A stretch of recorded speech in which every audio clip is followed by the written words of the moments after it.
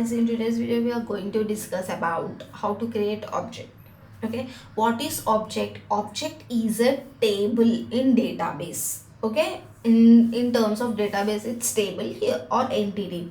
So for each object we will have different fields and we'll create records in the object. Now in Salesforce we have standard objects and the custom objects. Standard objects means default, by default Salesforce will be providing us with few objects. Those are standard, and whatever we create on our own, they are custom objects. Okay, now how to create object we'll see. First you have to go to setup page. Setup means this page. So if you are not in this page, click gear icon and then click setup. You'll be uh, coming to this, navigating to this page, and after that go to object manager. So object manager is the place where all the objects will be available. So here is from the object manager only you have to create objects, you have to create fields, page layouts, buttons, actions, and many more. Okay, remember object manager is the most important thing. Everything, most of the thing you do customizations here. And see here, if you see type, all these are standard objects, and if you create now one custom object, it will be showing as custom object, sorry, yeah, custom object. And these are API names, so these names are used for referring in the code or in the flows, wherever we want to refer this particular object, where there we use API names. And now let's say how to create object. So click create and then custom object. Okay, first option, and then here enter name of your object.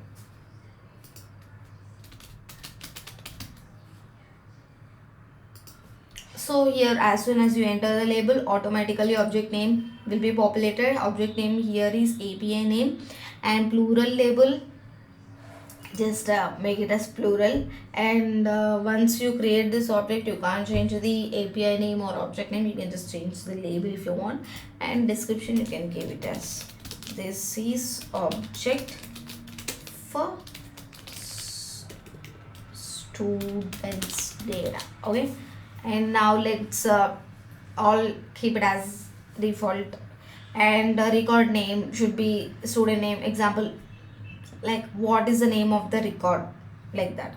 And data type is text and auto number, we have two. So what is auto number means, see for example, if you are creating records for this object, so each time you create record, it will automatically count the records. That means if you create first record, it will give it as number 1. For the second record, it will give it as 2. So it automatically numbers all the records. Okay, it will give numbering to all the records. And for that also you can give it format, like for example, if you want all the students object records, they should be of type S. Okay, S hyphen, and their roll number should be like 01, or if the student is 02 or 3 or 4, like that. So you have to give like how many digits it should start, you can give it as, and the starting number it's 1 or 2 or anything else. Okay, now why this auto number is useful and why this display format is useful is, if you have multiple objects, for example you have student object and you have some teachers object also.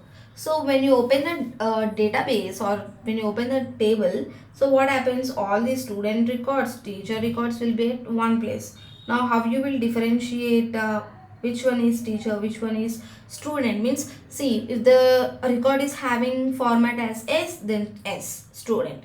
If the record is having T as display format, then teacher. So this is useful for that purpose, and you can use the text or auto number. And make sure you check all these things. See, only then you will be able to use this object data in creating reports, in creating activities, tracking field history. Activities means task, charter, like that. And field history means this will be useful to track what are the changes that are going to be happened in our object. Okay, so we will be able to see like who made the change and the date it was updated, what was the previous value of that field, and what is the value of it now. So like that, all those things will be seen in this track field history if it is enabled. Okay, and allowing charter groups means this will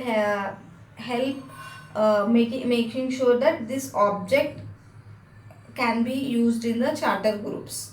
That means while collaborating they can mention. And all these defaults, let them be as it is. And deployment status, if the status is in development, then no one will be able to see this object, okay, unless it is deployed. In development still you are processing it, so make sure you keep it as deployed, only then everyone will be able to see it.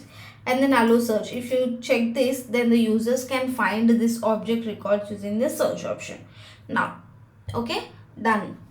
You will have save option here, and also you will have bottom, okay, here you'll have both. You can use any one, okay. I'm just zooming my screen so that you can see clearly. Now save, okay, if you click save and new, it will be saved and it automatically opens the fresh new page to create another object. Okay, save, since we are creating only one now. Okay, these are the details of the object we have enabled, and the status is deployed, and the help settings, these are standard, and whatever the labels we have given. See, one more thing, for the custom objects it will be __ c for the API name. It will be appended automatically. So as soon as you see this __ c, then you should be able to understand that this is a custom object.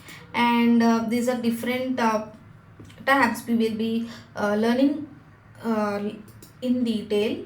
And one more thing I wanted to tell you is, okay, click on object manager again. Now you can check students, right? Student, I guess, student, yes, see, student ABNM, we gave it a student only, but it automatically appended __ c since it is custom. Type is custom. See, for all those we have standard, and description, whatever the description we gave there, it will be displayed here. And last modified date and deployed, these all will be given automatically, stored by Salesforce. And if you want to edit this object, then click this drop down and edit. Okay, if you want to delete this object, you can delete as well. Okay, once you delete the object, make sure that while deleting no data is associated with this object, only then you can delete. And you shouldn't refer the object anywhere, only then you can delete. If not, it will throw up error. Okay, and this is about objects and how to create objects, and what are the types of objects, and what are the things you have to keep in mind while creating the objects. So that's all for this video. Thank you.